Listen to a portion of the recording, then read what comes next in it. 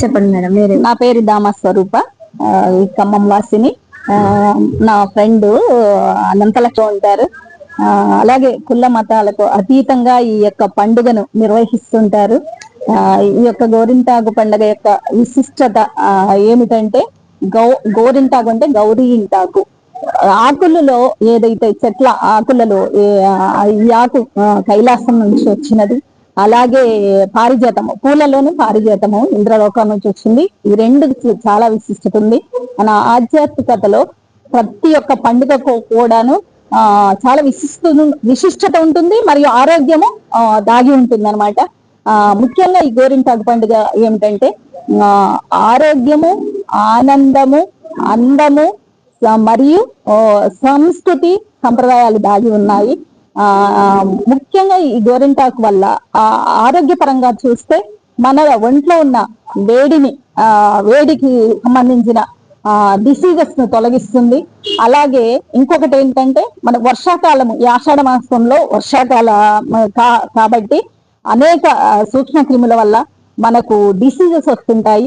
ముఖ్యంగా మనకి ఏంటంటే చర్మ వ్యాధులు ముఖ్యంగా వస్తుంటాయి. ఆ వెట్టు ఊరిక ఉంటుంది కాబట్టి సూక్ష్మ క్రిములు సూక్ష్మ క్రిములు వల్ల మనకి చర్మ వ్యాధులు వస్తుంటాయి.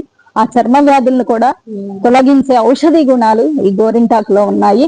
ఇన్ని రకాలుగా ఉపయోగం ఉన్న గోరింటాకుని తప్పకుండా ఈ ఫోన్లు కాకుండా ఈ యొక్క గోరింటాకుని మాత్రమే ఉపయోగించుకోవాలని, ప్రతి మహిళను ఈ గోరింటాకుని ఉపయోగించుకోవాలని, ఈ నూరి పెట్టుకోవాలని, కోన్లు ఉపయోగించుకోకుండా ఆరోగ్యాన్ని కాపాడుకోవాలని నా మనవి.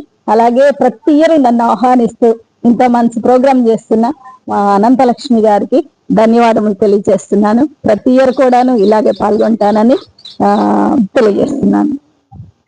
ఇక్కడ అనంతలక్ష్మి గారు అందరి మహిళలందరినీ కూడా, సుహాసినులందరినీ కూడా ఒకే చోట అందరినీ సామూహికంగా గోరింటాకు పండుగ వేడుక ఆషాఢ మాసంలో చేయడం చాలా సాంప్రదాయంగా చేయడం జరిగిందండి.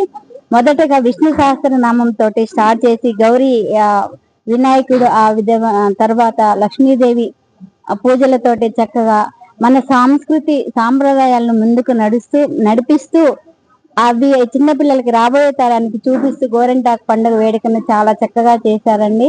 థ్యాంక్ యూ సో మచ్ అండి.